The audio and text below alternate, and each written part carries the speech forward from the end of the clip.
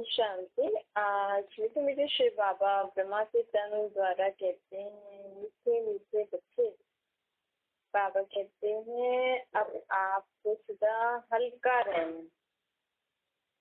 हल्का अर्थात लोग देखो कहते हैं कि अब बहुत गर्मी है तो हल्के कपड़े पहन लेते हैं, मतलब लाइट। लेकिन बाबा कहते हैं अब आपको इस पुरानी दुनिया में रहते मुझ आत्मा को हल्का रहना। संबंध, संस्कार और संकल्पों से हल्का रहना। कई बार किसी किसी के इतने सारे संबंधी होते हैं ना, सारा दिन संबंधियों के बारे में सोचते हैं, फलाना फलाना फलाना फलाना। उनके लिए ही सब पूरा जीवन दे देते हैं ना। तब संस्कारों के कारण भारीपन आ जाते हैं कि मेरा संस्कार ऐसे, मेरा संस्कार ऐसे, तो मुझे ऐसे ही करना है। किसी किसी का ऐसा संस्कार होता है ना, तो कभी कुछ ऐसी बात हो जाती है तो टेंशन में आ जाते हैं, भारीपन लग जाता है।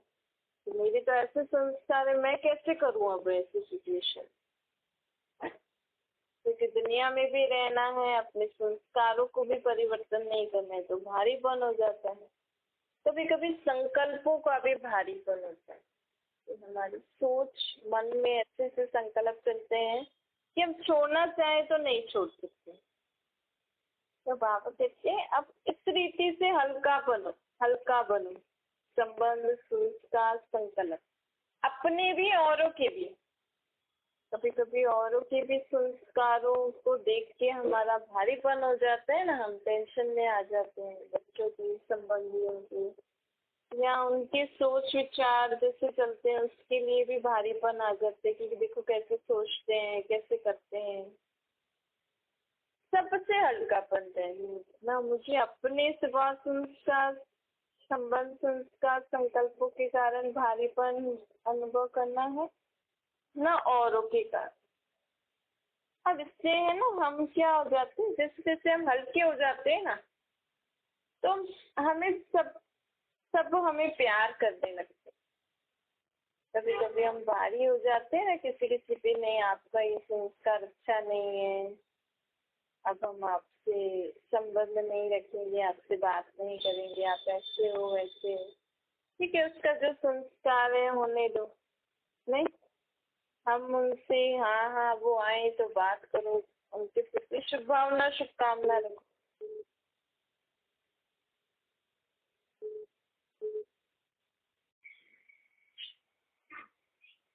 परंतु बाबा कहते हैं उनके किसी संस्कारों को अपने मन में नहीं बिठाओ। उनके किसी भी स्वभाव, संस्कार, संबंध, संकल्पों को अपने मन में नहीं बिठाओ। जो जैसा है हमें उनके प्रति शुभभावना, शुभकामना रख के चलना है। तभी हम क्या होंगे, सर्व के प्यारे बनेंगे। और देखो दुनिया में कई लोग ऐसे हैं ना जो जिनको सब प्यार करते हैं।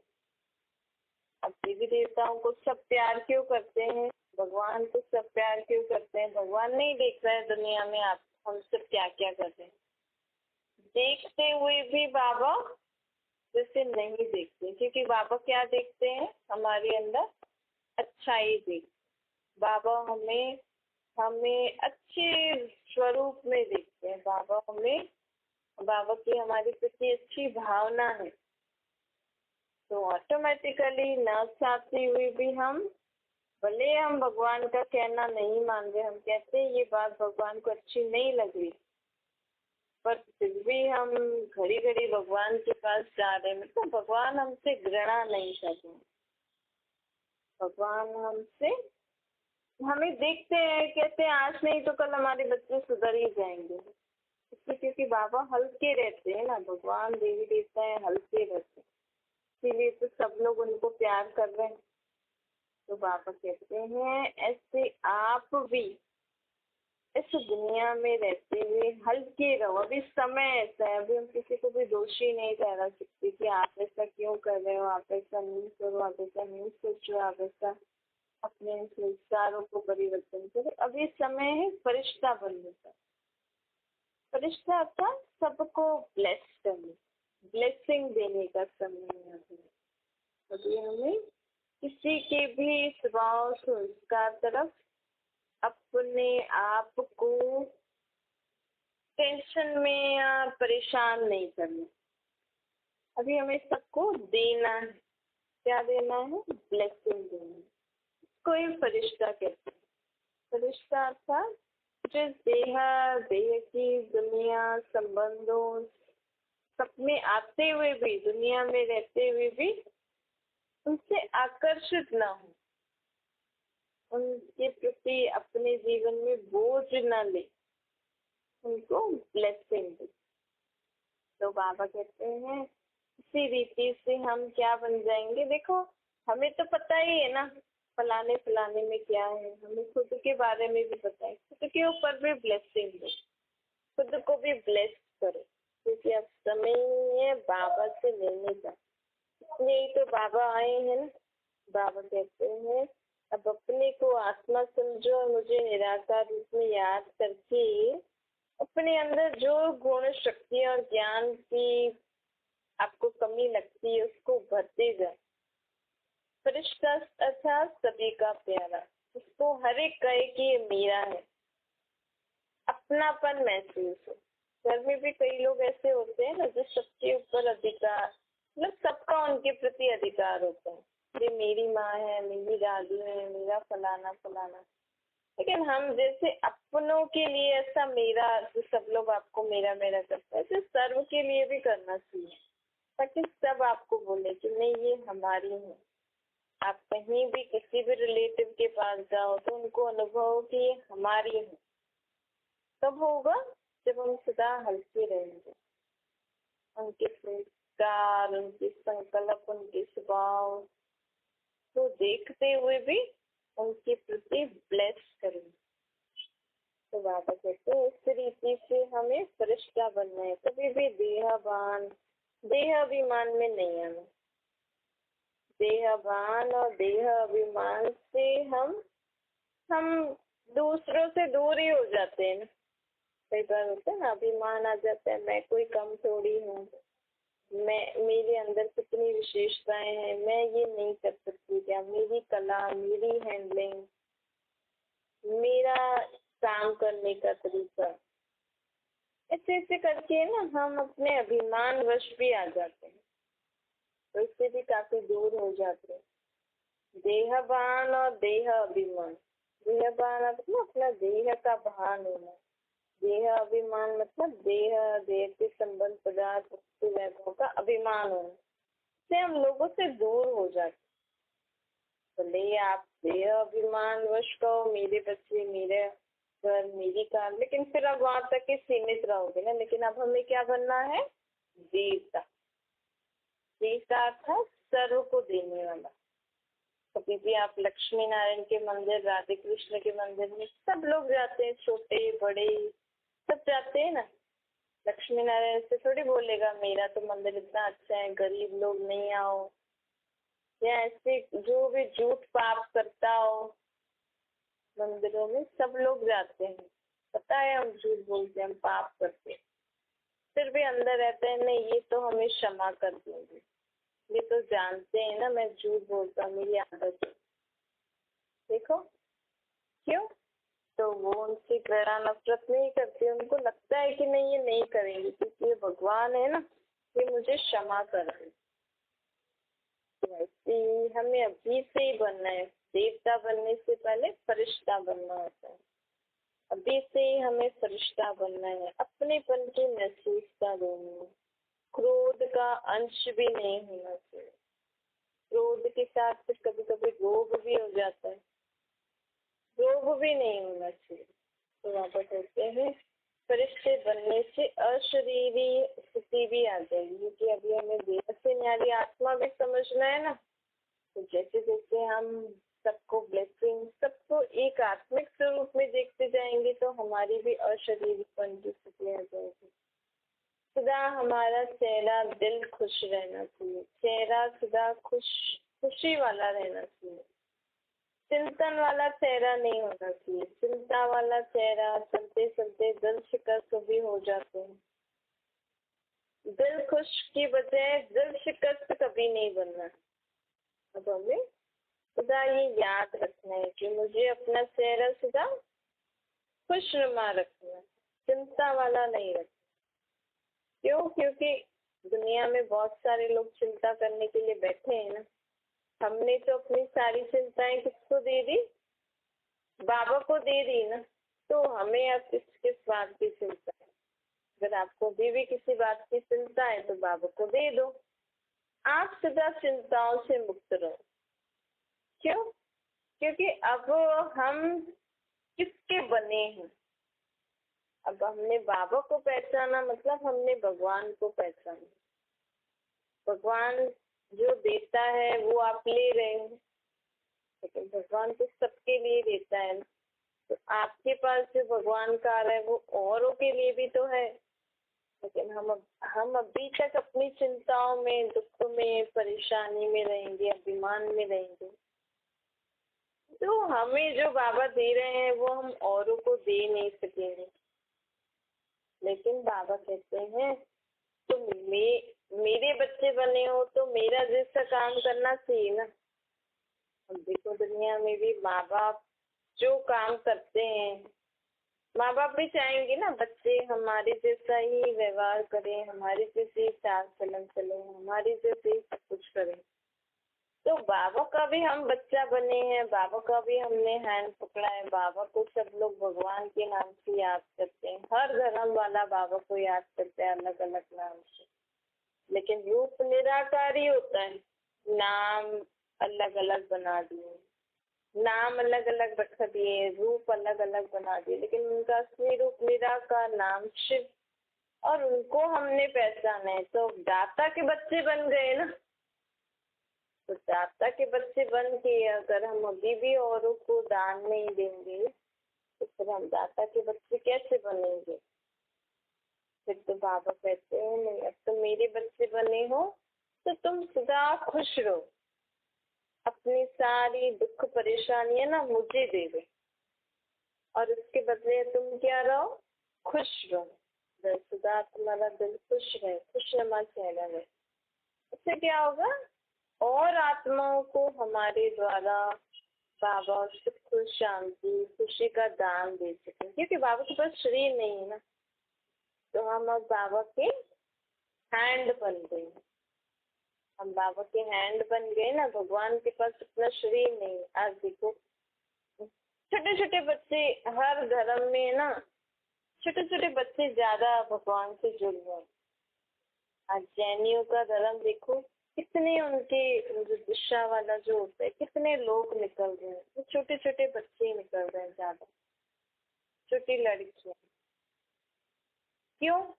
क्योंकि भगवान को अपने हैंड से ये दुनिया में इतना दुख बढ़ रहा है, तो बल उनको भगवान की यथार्थ पहचान नहीं है। बाबा नहीं कहते जैसे वो जैनी लोग करते हैं ना, कपड़ा नहीं पहनते हैं, बाल काट देते हैं, ऐसे करते हैं। बाबा नहीं कहते ऐसे। ये उनके धर्म, उन्होंने दैहिक धर्म के हिसाब से अपना नियम बनाया है। पर बाबा कभी नहीं कहते कि तुम मेरे से अगर तुम्हें शक्ति प्राप्त करनी है तो तुम अपने वस्त्र चेंज करो, तुम अपने बाल काटो या वस्त्र ना पहनो, या दुनिया में जो भी रीति रस्म है ना, सन्यासियों का है, गरबा छोड़ो, जैनियों का कुछ और है। इसलिए हर एक धर्म में कुछ न कुछ है। कहते हैं भगवान से प्राप्ति करने के लिए ये छोड़ना पड़ेगा। पर बाबा हमें कहते हैं तुम्हें मेरे से सर्व शक्तियां गुण प्राप्ति करनी है, मेरे से मिलना है तो क्या छोड़ना पड़ेगा? देह अभिमान छोड़ना पड़ेगा। छोड़ना मतलब विस्मृति करना है, त्यागना नहीं है। लोग पहले के जमाने में बलि चढ़ते थे ना, काशी पे जाके बलि चढ़ते थे कि हाँ बलि चढ़ेंगे तो मैं आत्मा भगवान के पास चली जाऊंगी, लेकिन जाते नहीं। यहाँ भूलना है, छोड़ना मतलब भूलना है। तो ये याद रखो कि मैं आत्मा शरीर में बैठकर बोल रही हूँ, सुन रही हूँ, देख रही हूँ, काम कर रही हूँ। मतलब सोल कॉन्शियस स्टेज हमें, आत्म अभिमानी स्थिति हमें सदा हमारी बनी रहे, तो हम भगवान के साथ सदा संग में रहेंगे। जो कहते हैं ना, तो जिस संग उठूं, तो जिस संग बैठूं, तो जिस संग रात जाऊं, खाऊं पीऊं कर्म करूं, वो अभी ही हम अनुभव कर सकते। कब? जब हम अपने को आत्मा समझ सकेंगे, क्योंकि भगवान के पास अपना शरीर नहीं है। और लोग इतना दुखी हैं दुनिया में, देखो आपके आसपास ही देखो कितने लोग दुखी हैं। तो आप भगवान से प्रार्थना करोगे, लेकिन भगवान भी मदद करने के लिए तैयार है, लेकिन उसको क्या नहीं है, शरीर नहीं है। तो जब हम अपने को आत्मा समझ के बाबा को निराकार रूप में याद करेंगे, तो बाबा की शक्तियाँ हमारे द्वारा बाबा औरों को दे सकते हैं। अगर हम ही अपनी टेंशन में, अपने किसी विचारों में, अपने ही किसी न किसी संबंधियों में इनमें दुखी परेशान रहेंगे, अपनी देह की बीमारियों के कारण परेशान रहेंगे, तो बाबा औरों की मदद कैसे कर सकेंगे। तो आप सब कुछ बाबा को दे दो ना। बाबा ये नहीं कह रहे हैं आप अपनी देह को नहीं खिलाओ, आप अपने संबंधियों से नहीं मिलाओ, अपना घर को नहीं पालो, पालो सब कुछ करो। आप अपने बच्चों को संभालो, आप अपने संबंधियों को संभालो, अपने देह की संभाल करो, लेकिन सब कुछ मेरा समझ के करो। बाबा ये आपकी देह, बाबा आपका घर, बाबा आपके संबंधी, बाबा आपके बच्चे, बाबा बाबा बाबा से किसी न किसी रीति से हमारा कनेक्शन सदा ही जुड़ा रहे। और उसका सही तरीका क्या है, आप जो भी चीज सुबह से लेकर रात तक यूज कर रहे हो ना, उसको बाबा की समझे, तो ऑटोमेटिकली हमें बाबा याद आएगा ना। अब बाबा का धन है, आपने अपना सब धन बाबा को दे दिया, तो धन को उठाते समय पहले बाबा से पूछोगे ना, बाबा इस काम के लिए धन चाहिए, ले लें बाबा, इसमें लगाएं। आप देखिए आपको लगाना है, ठीक लगता है तो लगाए, नहीं तो आप किसी न किसी युक्ति से उस काम को टाल दीजिए। बाबा आपके देह को दर्द हो रहा है, बाबा आपकी देह में ये तकलीफ है, बाबा आपके इस संबंधी बच्चे, ये जो बच्चा है इसको ये तकलीफ है। मन ही मन में पहले बाबा को याद करो, मेरे संबंधी, मेरे बच्चे, मेरी शरीर, मेरा घर नहीं, बाबा। तो क्या होगा, ऑटोमेटिकली हमें बाबा से कनेक्शन जुड़ेगा, और बाबा को देह ना होते हुए भी बाबा आपके जरिए औरों की मदद कर सकते हैं। तो अभी हमें बाबा का हैंड बनना है ना। तो दुनिया में लोग आजकल, छोटे छोटे लोग भगवान से क्यों इतना जुड़ रहे हैं, क्योंकि दुख बढ़ रहा है और भगवान को अपनी शक्ति सृष्टि पर पहुंचानी है। पहले तो फिर भी गुरु संत सन्यासी जो थे वो जंगलों में तप करते थे ना।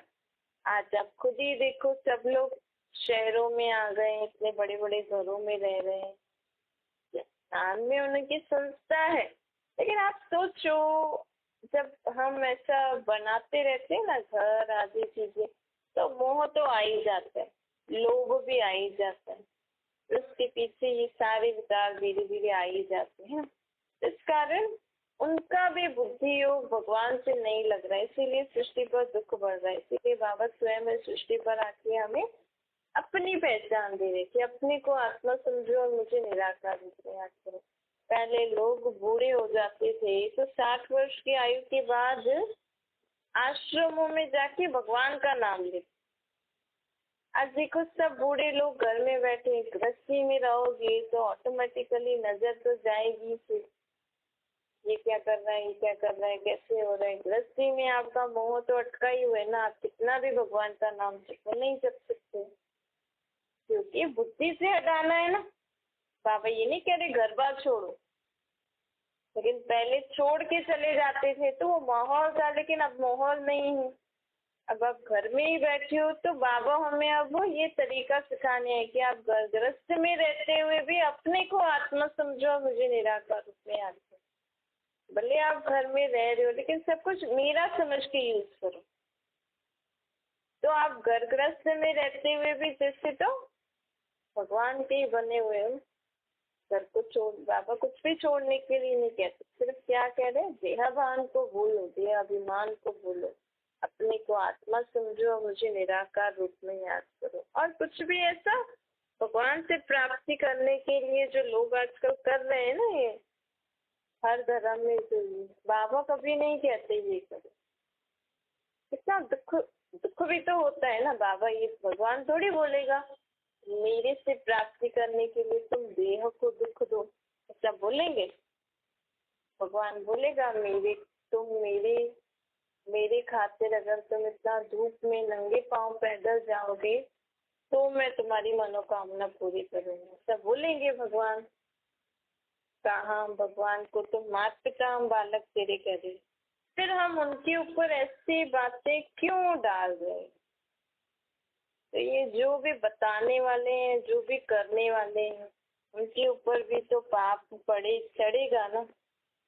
आज हम किसी से बोले आप इतना ऊपर पैदल पैदल जाओ इस देवी के मंदिर में नंगे पाँव, तो आपकी देवी सुनेगी। तो हमने किसी को बोल तो दिया, वो दुख के कारण उसको अपना दुख था तो वो जाएगा भी। लेकिन हमने क्या बोल दिया उनको कि देवी तब सुनती है जब आप कष्ट सहो, जब आप अपने टांगों को, अपने देह को कष्ट दो, इतना दूर चढ़ो पैदल पैदल। फिर कई लोग ये भी बोलते हैं कि नहीं हम कुछ भी नहीं खाएंगे, और ऊपर जाते जाते चक्कर आ गए। अब देवी ऐसा बोलेगी? देवी को तो आप माँ बोलते हो। तो ऐसे नियम किसने बनाए? ये मनुष्य आत्मा नहीं बने। और समझो मनोकामना पूरी भी हो गई तो लोग सोचते हैं देवी ने पूरी करी। देवी ने नहीं पूरी करी, वो आपके संकल्प ने पूरी करी। आप उस संकल्प से गए थे ना, पॉजिटिव थॉट से गए थे कि नहीं ये देवी मेरी मनोकामना जरूर पूरी करेगी। आपके मन में दृढ़ संकल्प था। तो आप अगर दृढ़ संकल्प करते और अपने घर में ही बैठ के भगवान को याद करते और इतना स्ट्रॉन्ग संकल्प करते तो घर पे बैठे भी आपकी भगवान सुन सकता है। क्योंकि भगवान के पास कौन सी आवाज आती है? मन की आवाज। और मन की आवाज कब जाएगी? जब हम अपने को आत्मा समझेंगे। भाई मैं आत्मा हूँ, मुझे आत्मा में इतनी बड़ी शक्ति है। कौन सी शक्ति है? संकल्प शक्ति। उस संकल्प शक्ति से मैं यहाँ बैठे बैठे अपने परमात्मा बाप से मिलन बना सकती हूँ। सोचो हमारे पास जो मन बुद्धि है ना आत्मा में, ये बहुत बड़ा हमारे पास शस्त्र है। हम अच्छी सोच स्ट्रॉन्ग करते हैं ना।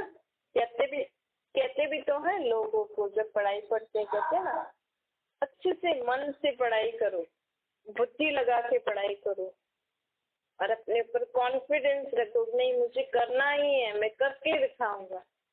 तो वो जो कॉन्फिडेंस जो होता है ना, वो कौन बोलता है? मन बोलता है। मन बोलता है नहीं मुझे तो करना ही है, मुझे इधर उधर ध्यान नहीं देना है, मुझे तो अच्छे से पढ़ाई पढ़नी है।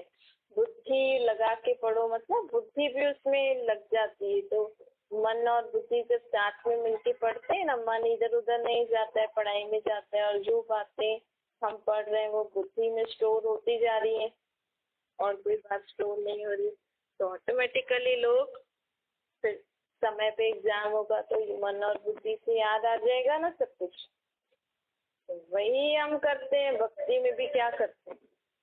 अब 9 दिन या इतने सारे दिन या कई लोग इसे मन से भगवान की प्रार्थना करते हैं, मन से सब कुछ करते हैं तो वो सुन लेते हैं। मतलब अपने अच्छे मन से किया। भगवान आपकी देह का कष्ट नहीं देखते, भगवान तो साफ मन सच्चे दिल की आवाज उन तक पहुंचती है। तो उसके लिए हमें तो इतना दूर दूर नंगे पाँव धूप में जाने की दरकार है क्या? मन और बुद्धि तो आपकी आत्मा में है। आप एक जगह पे बैठ जाओ या चलते फिरते भी अगर आप सच्चे मन से सच्चाई से भगवान को याद करोगे तो चलते फिरते भी आपकी मनोकामना पूरी हो जाएगी। ऐसा कोई नहीं है, ये सब मनुष्य आत्माओं के बनाए हुए नियम है। ये दैहिक धर्म के नियम दैहिक लोगों ने बनाए हैं। निराकार परमात्मा ने ये धर्म नहीं बनाए। इस दुनिया में जो आज हिंदू मुस्लिम सिख ईसाई ये सब बनाए ना, ये मनुष्य मत ने बनाए।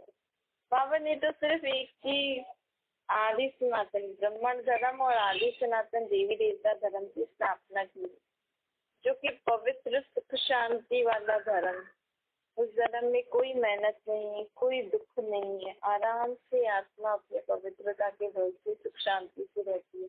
वही धर्म की स्थापना करने निराकार परमात्मा सृष्टि पर आकर हमें उसी धर्म के लिए आत्माओं को शिक्षा दे रहे हैं।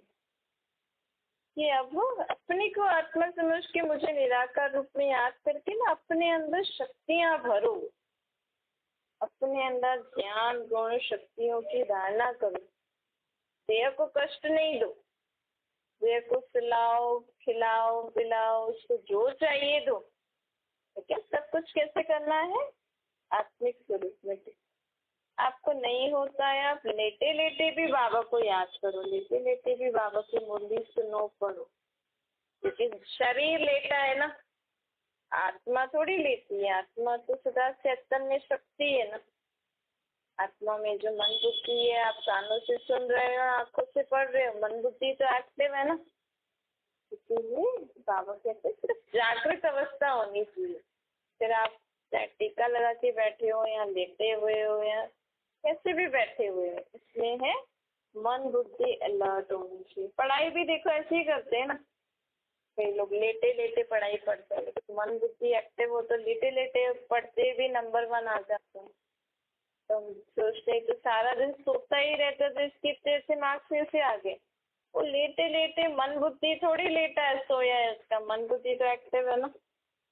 यहाँ पे बाबा हमें यही आत्मा परमात्मा सृष्टि चक्कर के आदि मध्य अंत सब कुछ आत्मा में ही तो फीड हो रहा है ना। यही तो समझ नहीं थी हमें अभी तक, हम देह को सोच के सब कुछ करते भी। अब बाबा कहते हैं मैं आत्मा हूँ, मेरा शरीर, मैं आत्मा बाबा का बच्चा हूँ। ये सदा याद रखो। अच्छा मीठे मीठे से बच्चे प्रति माता पिता बाप दादा का याद प्यार और गुड मॉर्निंग। रूहानी बाप की हम सभी रूहानी बच्चों को नमस्ते। हमारी भी रूहानी माता पिता बाप दादा को याद प्यार गुड मॉर्निंग और नमस्ते। वरदान है बाप द्वारा मिले हुए वरदानों को समय पर कार्य में लगाकर फलीभूत बनाने वाले वरदानी मूर्त बनो। बाप दादा द्वारा जो भी वरदान मिलते हैं उन्हें समय पर कार्य में लगाओ तो वरदान कायम रहेंगे। बाबा हमें कह रहे हैं आप शांत स्वरूप आत्मा, तो हमें ये याद रखना चाहिए कि मैं कौन सी आत्मा हूँ, शांत। फिर कभी भी ऐसे मन में अशांति हो या वायुमंडल अशांत हो ना, तो आप अशांत नहीं होना, आप याद करना नहीं मैं शांत स्वरूप आत्मा। कई बार होता है ना घर में आसपास बहुत शोर शराबा हो जाते हैं तो मन हलचल में आ जाता है, ये इतना शोर हो रहा है कैसे बैठे। नहीं, आप संकल्प आपको बाबा ने बोला है ना आप शांत स्वरूप आत्मा, इसको याद करो, यूज करो इसको। वरदान के बीज को फलदायक बनाने के लिए बार बार उसको स्मृति का पानी दो, वरदान के स्वरूप में स्थित होने की धूप दो, बाबा को याद करके संकल्प करो। तो हम बोलेंगे मैं शांत स्वरूप आत्मा हूँ बाबा की बच्चा, इसके साथ और वरदान भी आ जाएंगे, सुख खुशी ज्ञान पवित्रता सब वरदान हमें मिल जाएंगे। तो जितना वरदानों को समय पर कार्य में लगाएंगे उतना वरदान और श्रेष्ठ स्वरूप दिखता जाएगा। भाई कोई समझो कोई कुकिंग कोर्स सीख रहा है, अगर वो घर पे आगे कुछ बनाएगा नहीं तो लोग बोलेंगे ना आपने इतना कुकिंग कोर्स सीखा आपको कुछ बनाना तो आ नहीं रहा है। ऐसे ही हम बोले बाबा ने बोला है आप शांत स्वरूप आत्मा हो, लेकिन अगर अभी तक हमारे अंदर अशांति है तो मतलब हम उस बात को यूज नहीं कर रहे, हम उस बात को कार्य में नहीं लगा रहे। बाबा ने बोला है मतलब मैं हूँ, अब मुझे उसको याद करना है, बाबा को याद करना है। बाबा आपने बोला शांत स्वरूप आत्मा हो, तो आप मुझे शांत रहना सिखाइए। हर बात में बाबा को याद करो। स्लोगन है अटेंशन नेचुरल हो तो टेंशन स्वतः ही खत्म हो जाती है। हमें हर बात का अटेंशन रखना है। जैसे खाना बना रहे हैं जल नहीं जाए, अटेंशन रखो। पानी चालू किया है बह नहीं जाए, अटेंशन रखो। ऐसे जीवन में हर एक बात जो भी हम कर रहे हैं उसका अटेंशन रखना है, लेकिन टेंशन नहीं करना है। अरे जल नहीं जाए क्या होगा, नहीं अरे बह नहीं जाए, नहीं टेंशन नहीं लेनी, अटेंशन रखना है बाबा की याद में।